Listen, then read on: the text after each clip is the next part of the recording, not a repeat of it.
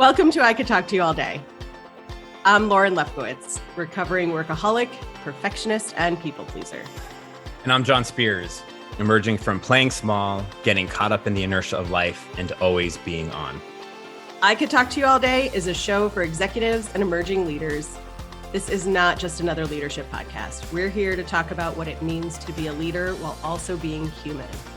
So join us for raw, vulnerable, and probably pretty funny conversations about shifting from surviving at work and home to thriving in the life you've always wanted. Let's get the conversation started.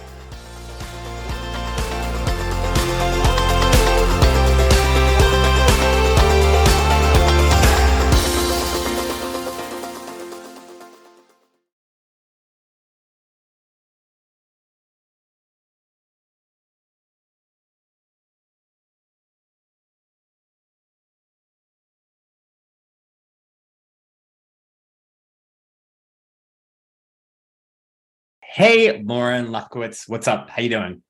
Every time with the first name, last name. We're on a two-name basis. Don't you know that?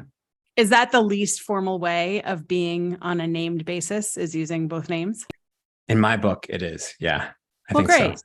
Yeah, I'm welcome. glad to be here with you, John Spears. You're here. I am super pumped today, and I'm trying to embrace the spirit of our conversation before we even dive into it, which is around play. We're going to talk about play today. Yes. I'm a rhymer, if you didn't know that. We're going to talk about play today. But yeah, we're going to talk about play, and we're going to talk about play as adults and leaders, and we're going to dive into it, have a really, I hope, fun conversation about it. But this is a topic that I am really excited about and really interested in, partially because I'm so bad at it. I am not great at play. I'm not great at incorporating play into my life. I'm not great at embodying play when I'm working or when I'm doing something, quote, serious. And this is something I really want to practice more in my life. And I really want to get better at, because I want more play and levity and fun in my life, and it's just not there. And so I'm happy to explore this with you. Thanks, John. I'm glad that we're coming with a topic that both of us really enjoy and neither of us are amazing at, because I think it's really easy to show up here and claim to be the experts at things, right? I know you're laughing, I'm laughing. And even in the other topics that we've explored, there are areas where, like, I'm good at some parts and not at others. I love play. And anytime I get to play, I have the most fun. And also, I forget that at whatever age we're at, we're allowed to have fun. We're allowed to play. So I've tried to get more deliberate about play in my life, but there's still a lot of room for growth. And I worked in corporate America for 20 years, more than 20 years, and there wasn't a lot of play there. You know, when you said corporate America, I thought of Captain America and what would be the corporate America's like suit, like with, their thing. And I just thought it'd be like really boring. It'd be like gray and drab. My like superhero corporate America outfit would be like gray, black with like an accordion file and like a big calculator. Is sort of what I see around play in corporate America. I think that the corporate America superhero would also still have a BlackBerry. Totally, but not like even like the more advanced Blackberries, but like the first Blackberries, the blue, really kind of that just emailed with the clicky buttons. Yeah. Yes. Mm-hmm. Oh my God, that's totally spot on.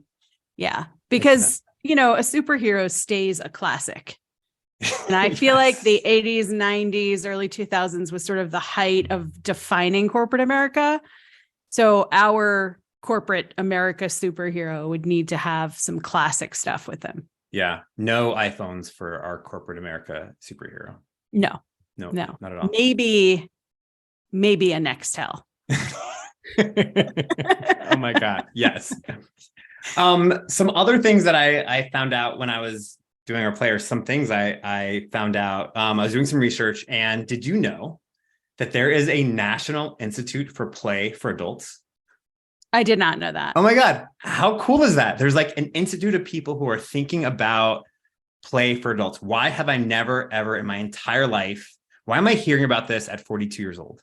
That's crazy that exists and that we don't know about it. I know. So we should share that and we should encourage people. I don't know anything about this organization. I'm not endorsing it. I just think it's really cool that there's like an organization that's thinking about play all the time for adults. Yeah. I also love an organization that is like proactively towards something good, because so many organizations are built to defend or go against things that are bad. So that there is a proactive play organization is actually very cool. Yeah, I want to meet some people. If you're listening to this and you work for the National Institute of Play, I want to meet you. I want to tour your headquarters. I want to have a conversation with you. Please, or if you know someone, please put me in touch with them because I think this is going to be my thing. One of my things is like play. Yeah. There's also like a ton of like articles written about play. There's a New York Times article written about play. And I've been diving into this because, like I said, I'm really bad at this and I want to bring more of this stuff in my life. Do you know, John, that I am in an adult play group? I did know that. But for the people who are listening, our listeners in our community, please tell folks what an adult play group is. I was talking to a friend of mine and saying that I needed to have more play in my life. And I left my corporate job over a year ago. I have a lot more time and space and energy for things that aren't work. And I also want work to be fun for the rest of my life. Like that's a decision that I've made. Everything I'm doing right now for work is really fun.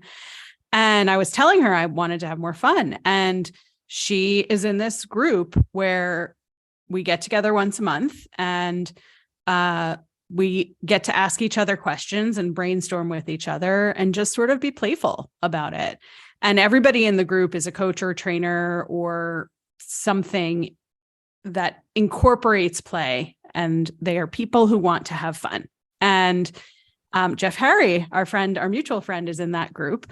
And it is just a delight to be on a Zoom call with a group of people once a month who are there to enjoy each other and enjoy their time. Yeah. And if you're listening to this and you're like, these people are fools, this is not the podcast that I want to be listening to right now. Before you stop listening, this is exactly the podcast and the conversation that you need to hear. If you're like, these fools are silly and they're being goofy, yes. Yeah, we are. That's the point. And that's why you need to keep on listening, because so many of us, and we're going to talk about this in a minute, are programmed to not play. There's so many things that inhibit us, factors, culture, work culture that keep us from play and from embodying a mindset of play. We're going to dive into that. But before we do, I want to talk about what play is. I mean, frankly, before this conversation, I didn't even fully have a definition for play. So let me read some definitions or sort of share them. And I'd love to hear what you think about this. And we're going to bring our friend, Jeff Harry, not into the podcast, but we're going to read his definition from the New York Times. He contributed to a Times article. I think it's very fancy and cool of him. Okay, so play is something that is imaginative, it's self-directed, it's intrinsically motivated and guided by rules that leave room for creativity. I love that. I mean, for me, so much of my life it's rules that are constraining, that kind of confine me into a way of being or behaving or doing. And to have something that's imaginative and that's kind of like spacious, that leaves room for something new and different, is so exciting for me. I love structure. So I love that part of the definition that talks about structure with creativity. And it's not exactly how you said it, but I love the idea of like, this is the game. How do you want to play it? Yeah. And of creating ways in our lives and in our work to just have a little bit more fun. We don't do that enough. Yeah, totally. So Jeff, in this article that he contributed to in the Times, says that, a lot of us, and this is a quote, a lot of us do everything hoping for a result. It's always, what am I getting out of this? Play has no result. It's like, end quote, it's like taking a bike ride just to take a bike ride and not to want to lose 10 pounds or 5 pounds, whatever you're doing. And so I just love this idea of just doing something just to do it without always focusing on what's the intended result of this activity. I love the idea of not putting pressure on ourselves. Yeah. And you're right. Everything that I do on a daily basis has a reason, except for Netflix, which I do a lot of. But everything has a purpose and a reason for doing it. And I love, you and I sometimes have gotten together and had a game night. Mm-hmm. Yes. Where we end up laughing and screaming and all the other things. And we leave without any awards and without any scores kept. And just having expended all of this energy in laughing and being joyful and having fun with each other for no purpose other than that. And it's so beautiful to be in that headspace. And we so rarely allow ourselves to be in that headspace. But when we have those experiences, I just leave feeling so much lighter and wanting more of that lightness. And it's really funny is that through play, there's also really deep connection. I feel more connected. Last night, I have my cousin is visiting from Boston. We had a game night and we played this really fun game called Just One.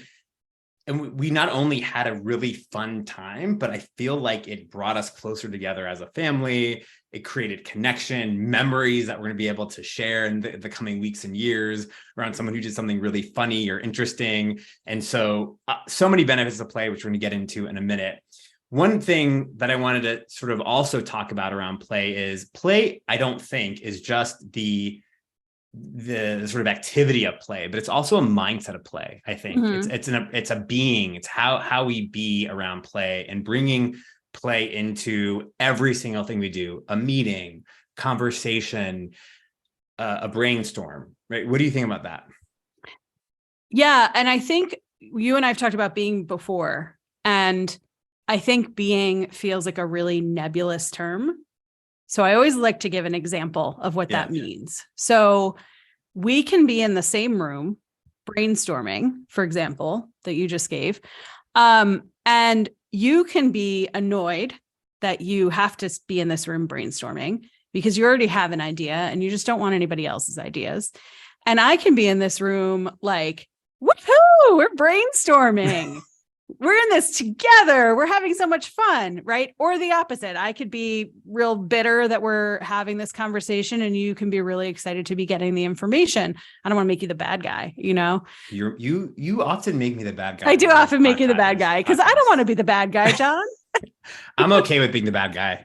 Yeah, I'm a parent. I'm okay with being the bad guy. So, you know, in that case, our ways of being are two different things to get to the same result. In the end, if I'm bitter and angry and not happy to be there, I'm still probably going to contribute ideas because I want everybody to hear my idea. If you're super excited to be there, you're probably raising the spirits of the other people there and helping them to get ideas out. And in the end, we've got ideas. So whether I sat there with my arms crossed and a pout on my face, or whether I came in being excited and interactive and all of that kind of stuff, we're doing the same thing. We're being two different ways.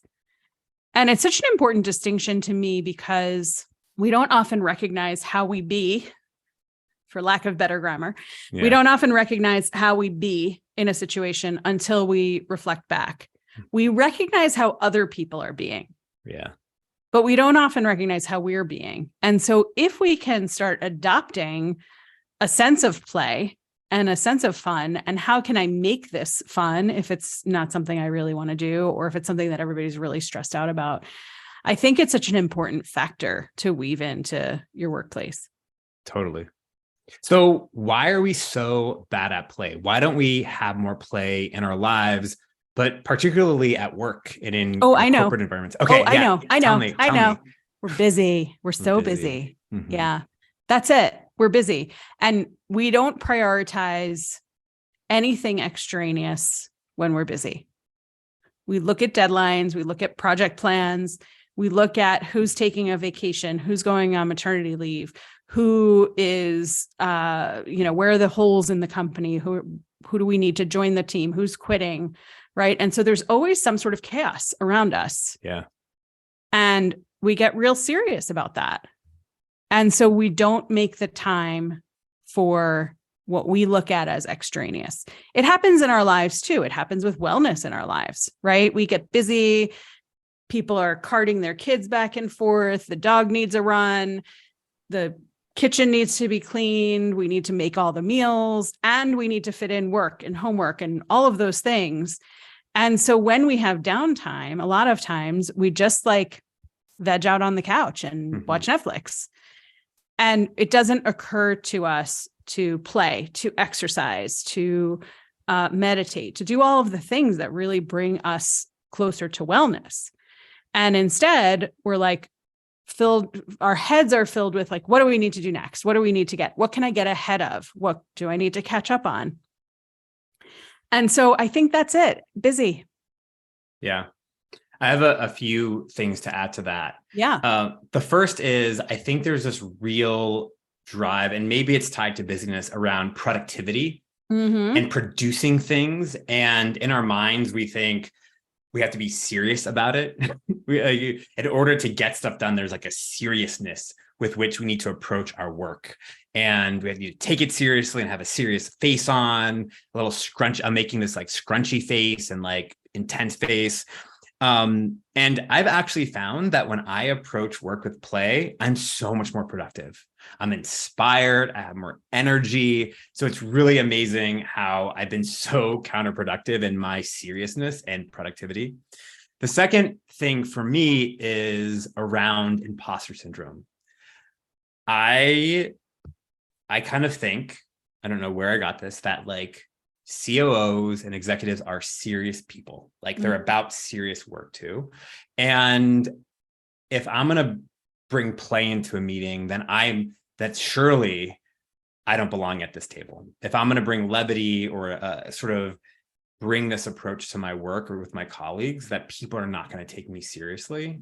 And that's going to hurt my ability to lead or whatever. And I think a lot of it is imposter syndrome, but it's also because we don't have a lot of examples, or I don't have lots of examples of people bringing play into work and really embodying play and how they do their work.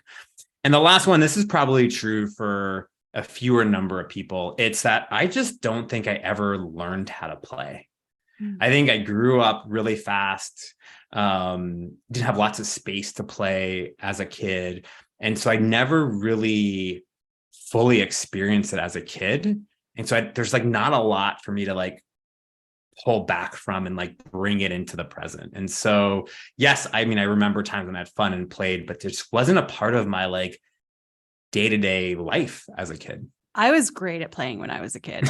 I was not good at sports, not good at sports in the way that I may as well have not shown up to the field that we were going to.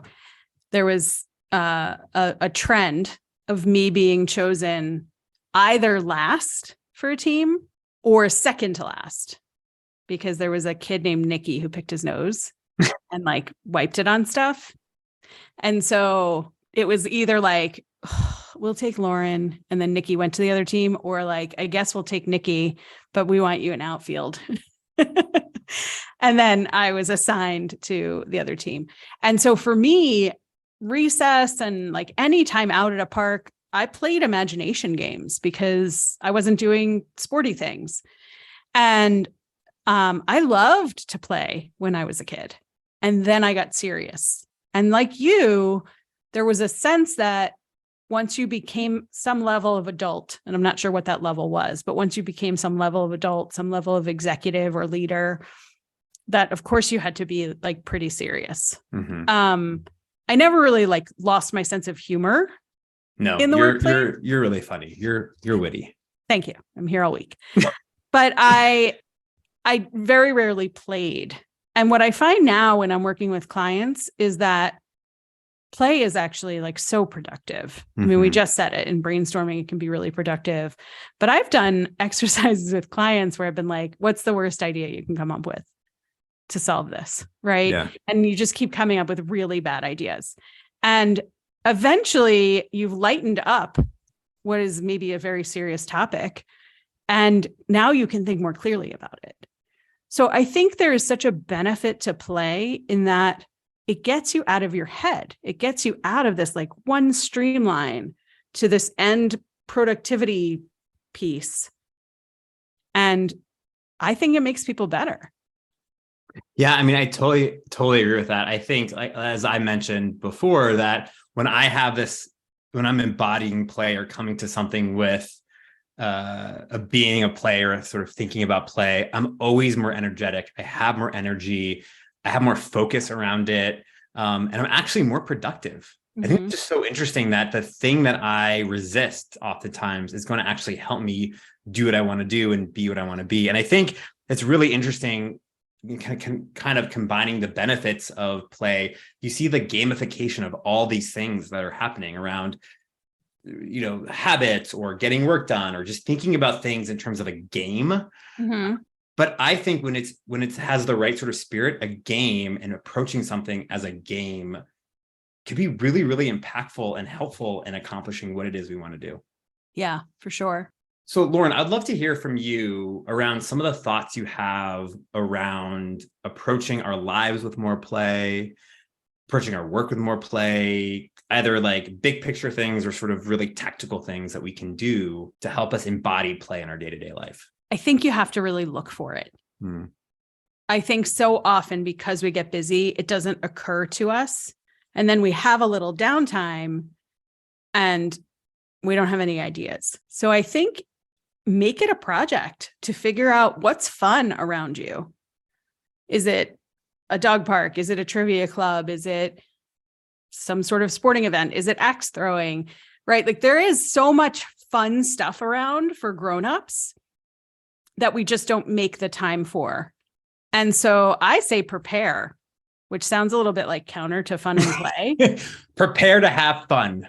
But prepare like to play. Yes. Brainstorm a list of fun things. Brainstorm a list of places you want to go or things you want to do or classes you want to take, and be deliberate about it and make it your job to have fun, which also like sounds a little bit counterproductive. But I remember a bunch of years ago, I took several improv classes.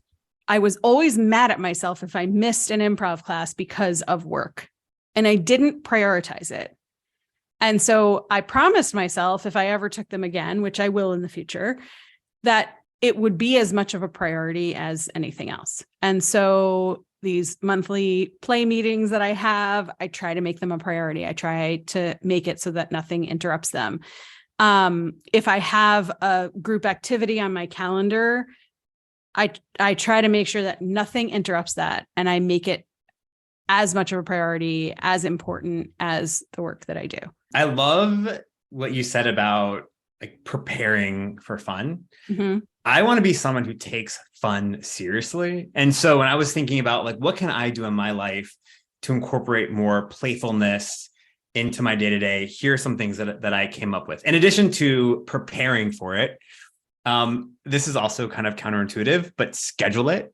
Mm-hmm. Yeah. Right? Like scheduling fun, I think, is so important because for me, I'm bad at it. Sometimes I don't think I have time for it.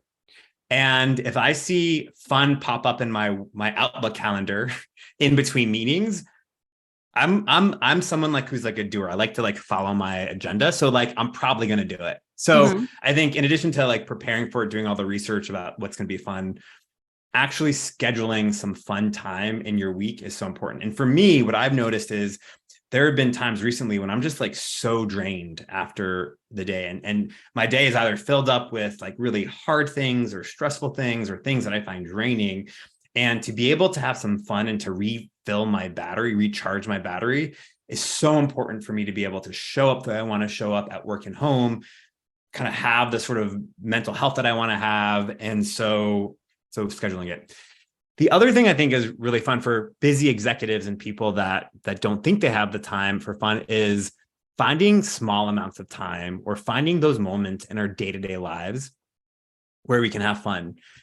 Dancing while cooking dinner, playing loud music. I don't know about you, but anytime I'm driving on the highway or driving in and I stop at a red light and there's someone next to me who's just like belting out songs in their car and just like all in, I just envy them so much. Like, I just want to do that. I mean, maybe I should commit to 30 days of singing at the top of my lungs at a red light or something like that. But like, that kind of like incorporating that fun into our day-to-day activities, things that are kind of mundane, like driving or cooking or mowing the lawn or whatever, like could be really interesting and kind of create a habit of fun for us. And the last thing, and we've talked about this really throughout, is bringing an attitude of fun, bring sort of your being of fun into our day-to-day lives, into meetings at work, into hard conversations. I always appreciate some levity when we're working on really challenging, difficult things in my day job. And thinking about incorporating play just makes it like so much better and easier and more flowy than kind of like, head down, just kind of getting it done. I loved the part you said about singing in the car. I'm a big car singer, so I must look absolutely bananas when I'm in the car by myself, because all around me, those people are watching me at the red light, and I'm belting anything from Neil Diamond to Jay-Z and everything in between. So yes, there's opportunity to just like have these small spurts of play. I'm reading a book right now called Super Better by Jane McGonigal, and she's a PhD in play, which is like, what a cool thing. I know, so cool. And she wrote this book after she had a traumatic brain injury and she was recovering from it, and she made her life a game. I'm barely into the book at this point, but already I'm reading things like 3 minutes of play. Think of 2 letters and try to think of as many words as you can in a minute that have those 2 letters in them. And just really little ways to incorporate play into your day and give your brain a break from all of the doing.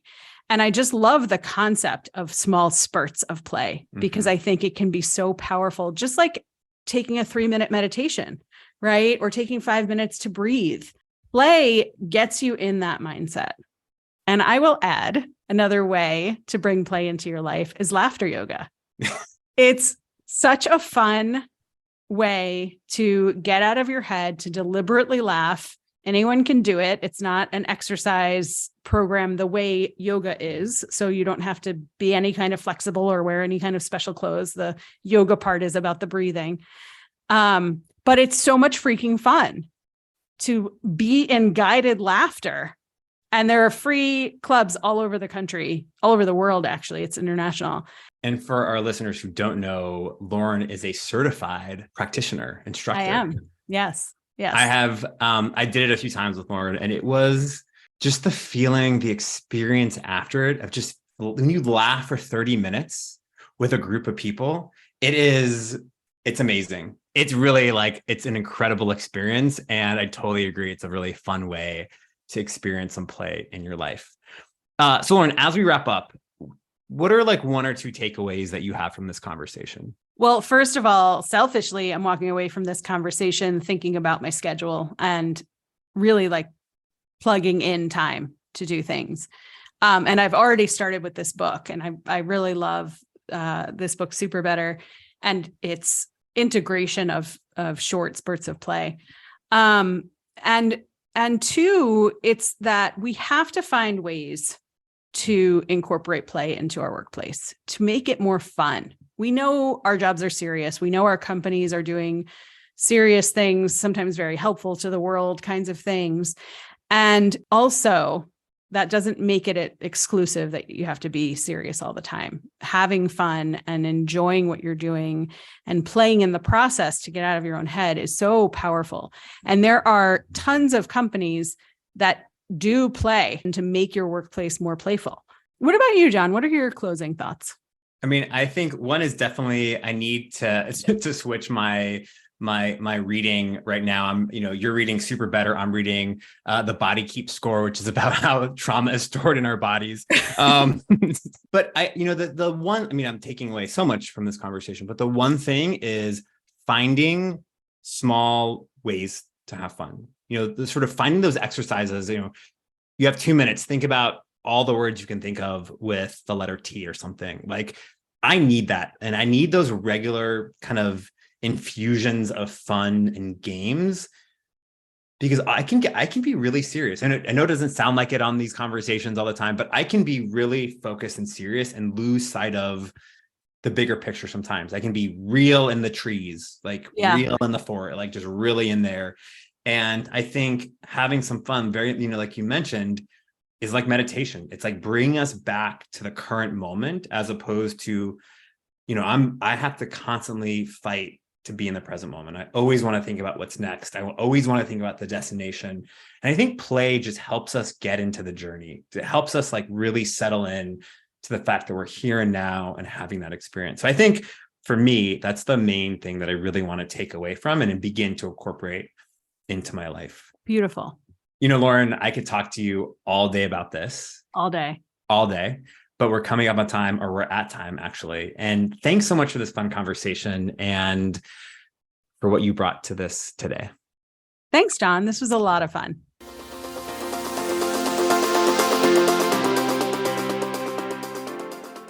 We're so grateful you decided to be with us during this episode.